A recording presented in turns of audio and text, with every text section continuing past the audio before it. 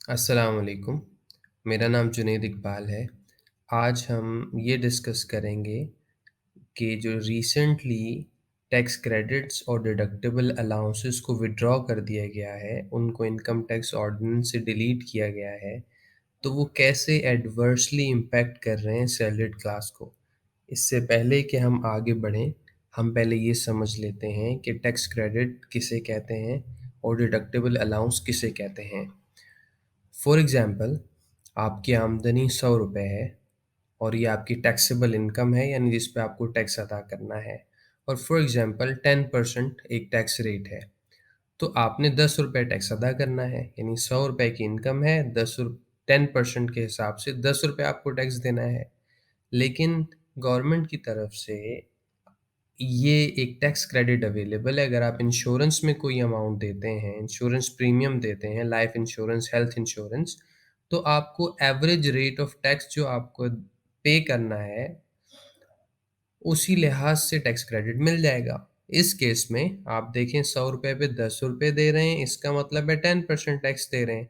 और let's suppose आपने अगर 10 रुपए इंश्योरेंस प्रीमियम पे किया इस साल में, तो 10 रुपए का 10% 1 रुपए हुआ, तो आपकी टैक्स लायबिलिटी जो 10 रुपए थी, वो 1 रुपए से रिड्यूस होकर 9 रुपए हो जाएगी। इसे कहते हैं टैक्स क्रेडिट।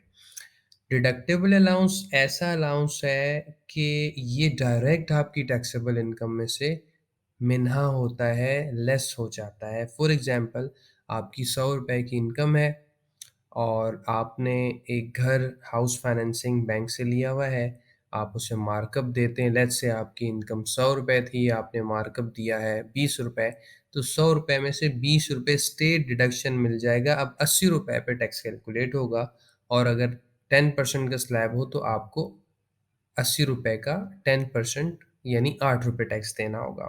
तो ये तो बेसिक कॉन्सेप्ट हो गया। आगे चलते हैं हम। हेल्थ इंश्योरेंस और सेक्शंस रेलेवेंट लिखे हुए हैं। लाइफ इंश्योरेंस, म्यूचुअल फंड्स में इन्वेस्टमेंट, और ये जो 3 हैं, 1, 2, 3, जब कोई भी आदमी इन 3 जगह इन्वेस्टमेंट करता था तो उसे टैक्स क्रेडिट मिलता था।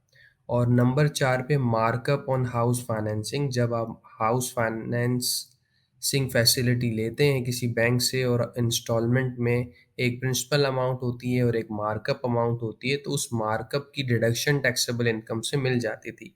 अब ये चारों किस्म की जो एक फैसिलिटी थी जिससे टैक्स लायबिलिटी रिड्यूस होती थी टैक्स पेयर की, ये चारों विथड्रॉ कर लिए गए हैं और इससे एडवर्स इम्पैक्ट आएगा। ज़ाहिर है टैक्स लायबिलिटी इंक्रीज़ कर लेगी। जो लोग म्यूचुअल फंड में इन्वेस्टमेंट इसलिए करते थे ताकि टैक्स बचाएँ, इंश्योरेंस में इसलिए करते थे ताकि टैक्स बचाएँ।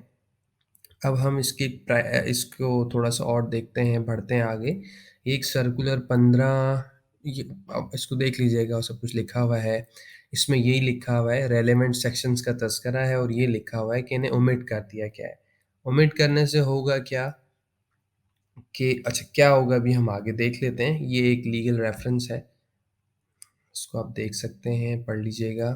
ओके, सो यहाँ ये this is very good slide and very interesting slide. यहाँ पर 2 टैक्स ईयर्स हैं।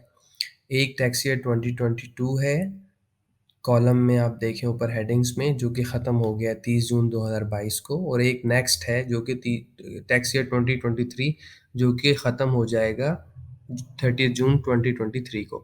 अब देखें, एक आदमी की पूरे साल की इनकम 18 लाख रुपए है 2022 साल में, और उसने मार्कअप दिया ऑन एचएफ यानी हाउस फाइनेंसिंग फैसिलिटी पे, तो 1 लाख की उसे स्टेट डिडक्शन मिल जाती थी, 17 लाख पे टैक्स देना था। आजकल के हिसाब से जो टैक्स स्लैब है 80,000 टैक्स आता था, और एवरेज रेट पे उसको टैक्स क्रेडिट मिल गए। उसने लाइफ इंश्योरेंस, हेल्थ इंश्योरेंस में पेमेंट्स की और उसका एडमिटेड टैक्स देखें 65,882, 65,882 आया। लेकिन जो डिडक्टिबल अलाउंस की डिडक्शन को विथड्रॉ कर लिया और टैक्स क्रेडिट की जो फैसिलिटी को विथड्रॉ करने के बाद देखें क्या पोजीशन बनी। 2023 में ना डिडक्शन मिली, ना टैक्स क्रेडिट मिले, और 90,000 रुपए टैक्स लायबिलिटी पहुंच गई, और 24,118 रुपए से नेगेटिव इम्पैक्ट आया, यानी कि ये टैक्स लायबिलिटी इंक्रीज कर गई।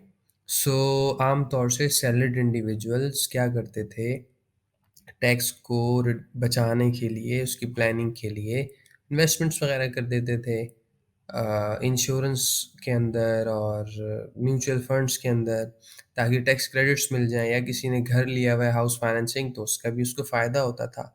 तो अब ये विड्रॉ होने के बाद इस तरह से टैक्स इंक्रीज़ कर जाएगा।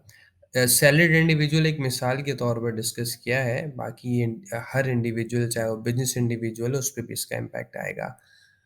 होप आपने इस कॉन्सेप्ट को और इस रीसेंट चेंज को समझ लिया होगा। फिर भी कोई क्वेश्चन हो तो आप कमेंट्स में ज़रूर कर लीजिए।